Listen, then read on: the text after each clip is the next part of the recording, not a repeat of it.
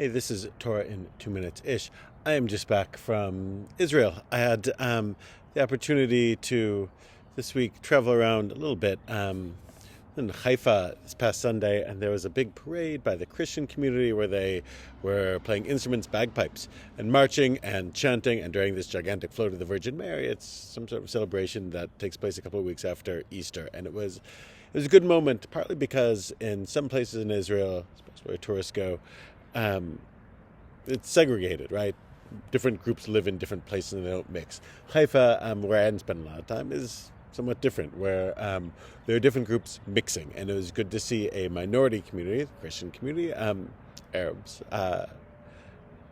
feeling confident enough to loudly parade through the streets. That was really nice.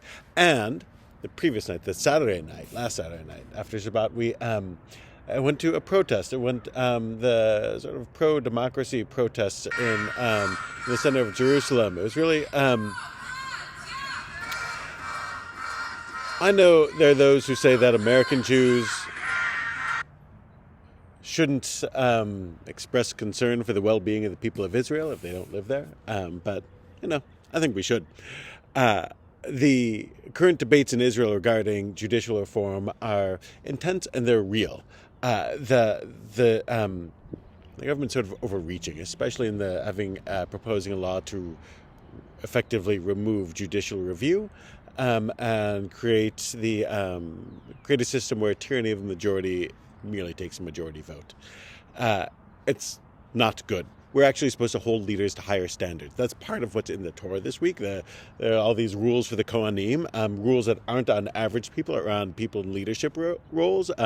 Towards the beginning of the parsha, Vayu Kadosh, that the Kohanim, the leaders of the community, are to be Kadosh, to be holy. And Rashi's comment is Al Karchem, that it's supposed, even against their will, that if you're going to be in this role, it's not a choice to act in a way that is higher than the standards that apply to other people. You have to do it. That's why even this weekend there's a coronation in England for a new king of the Commonwealth, and you do big ceremonies because we expect people to be held to higher standards. So leaders in Israel, same way. This country, same way. There's an obligation to hold people to higher standards, and also, it's a different thing.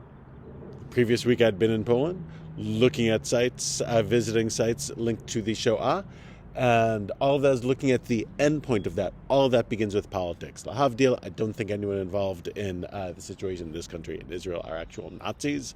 God forbid, that's a different thing. But it all begins with politics. It all begins with making sure that we hold leaders to higher standards and not allow a descent into baiting people into their worst instincts. That's part of what the Torah asks of us, even in a parsha like Emor, and it's part of what we see on display day to day. Shabbat Shalom.